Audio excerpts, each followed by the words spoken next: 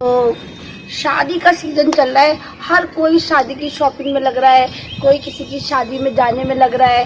हमारे भी बहुत सारे शादी के कार्ड आ रहे हैं, ससुराल वाले पक्ष से भी आ रहे हैं, पियर वाले पक्ष से भी आ रहे हैं।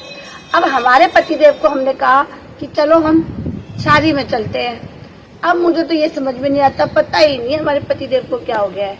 जैसी ससुराल की शादी आती है, मतलब मेरे ससुराल की, तो चले जाते हैं, और मेरे पियर की शादी आती है तो इनके पास 10 बहाने होते हैं, इनके पास छुट्टी ही नहीं होती है।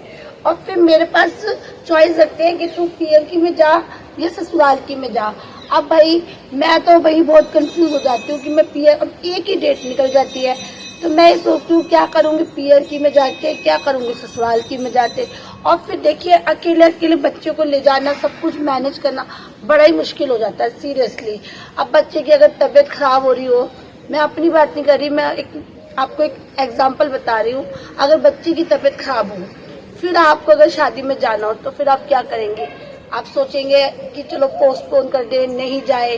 और बच्चा, मतलब बच्चे की बीमारी भी ऐसी हो, पेट खराब होना, सीरियसली आप सफर कर रहे हैं, छोटे बच्चे का पेट खराब है, तो आपको बहुत सारी प्रॉब्लम को फेस करना पड़ेगा। तो इससे बेटर आप सोचोगे अरे रहने दो, लेकिन कितना रहने दो, हर शादी आप छोड़े जा रहे हो। लेकिन ये गलत बात है ना, अगर आप नहीं जा रहे हो तो आपके हस्बैंड की ड्यूटी बनती है, भाई आपसे शादी करी है तो क्या हमारे जो पियर वाले वो आप पे कुछ नहीं लगते?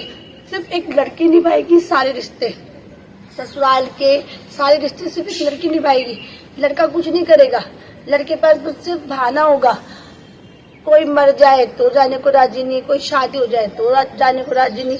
फिर कहते हैं आप तो पुराने हो गए हो, पहले की बात अलग थी, पहले जाते थे। अरे भाई कितने भी पुराने हो जाए भैया, शादी ब्याह तो चलता रहेगा, लॉन्ग लाइफ, वो तो बुलाएंगे ही भैया। उनके घर में तो फंक्शन होगा तो बुलाएंगे ही, जितना भी अब जितने बच्चे हैं सबकी शादियां करेंगे, सब इन्वाइट करेंगे।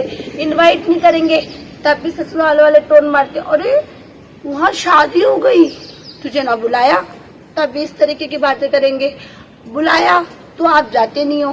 तो ये जो दिक्कतें होती है आप लोगों के साथ भी होती होगी मेरे हिसाब से।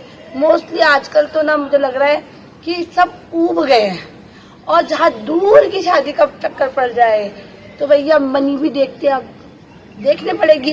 दूर की शादी में अगर आप खुद के कन्वेंस से जा रहे हैं तो आपको गाड़ी का खर्चा, हर तरीके का खर्चा कर रहे हो। अगर बस से जा रहे हो तो उसका अलग खर्चा है। फिर जब आप कहीं जाते हो ये भी देखना पड़ता है सीजन कौन सा है, गर्मी का है, सर्दी का है, दोनों सीजन का अलग अलग आप पे इफेक्ट पड़ता है। अब गर्मी का सीजन हो तो अलग आपको फर्क पड़ेगा, और सर्दी का सीजन हो तो अलग पड़ेगा। ट्रैवलिंग में भी फर्क पड़ेगा। अब गर्मी में बाहर जा रहे हो तो आपको बार बार पानी की बोतल भी लेनी पड़ेगी आपको, और आपको खाने का भी, अगर जैसे आप दिन में गए हो तो आप 4 चीज खाने का मन करेगा, रात में सोते गए हो तो उसके हिसाब से आपको अकॉर्डिंग होता है। इसी तरीके से अगर सर्दी की शादी में जा रहे हो तो सर्दी में आपको ठंड लग रही है, फिर उसके अकॉर्डिंग आपको बीमार भी पड़ सकते हो। मतलब आपकी जैसी शादियां होती है, जिस सीजन की शादी होती है, उस हिसाब से आपको पैकिंग में भी फर्क पड़ता है। आप पैकिंग में, अगर सर्दी की शादी है तो आपको 2-3 बैग बनाने पड़ते हैं, क्योंकि आपको अलग अलग कपड़े रखने पड़ते हैं, सर्दी के अलग। गर्मी की शादी है तो आपको बहुत सारे काम करें, लेडीज को तो बहुत सारे पड़ते हैं कि वैक्सिंग करवाएंगी, आईब्रो करवाएंगी, बाल करवाएंगी। भाई गर्मी में सब दिखते हैं, सर्दी में तो वो स्वेटर पहन लेती है तो इतना फर्क नहीं पड़ता। तो मतलब कहने का मतलब है कि खर्चा तो आपका होगा ही होगा। फिर बच्चों के अलग कपड़े होते हैं। तो आजकल शादी की बारे में सुनते साथ ही लोग बेहोश होने लग गए हैं, सोचते हैं जितना अवॉइड करें। अब आप दूसरों की शादी को अवॉइड करोगे तो लोग आपकी शादी में क्यों आएंगे? मतलब आपके घर की, आपके बच्चों की शादी में क्यों आएंगे? भैया हर जगह अदले का बदला है, आप जाओगे तो आपके आएंगे। तो कुल मिला के ये है, हर तरीके से लड़की ज्यादा पिसती है। अगर वो पियर नहीं जाती तो भी प्रॉब्लम है, ससुराल में रहती है वो कहते हैं कि आप हमारे नहीं है, वो कहते हैं आप हमारे नहीं है। तो भैया मैं तो ज्यादातर मोस्टली छोड़ ही देती हूँ आजकल, कि मैं किसी के जा नहीं रही, और क्या करें। और वैसे भी अकेला ट्रैवल करना बड़ा मुश्किल होता है। ये सारी बातें आपको थोड़ी अजीब लगी होगी, लेकिन मुझे लगता है कि मैं अपनी बातें आपको समझा चुकी हूँ।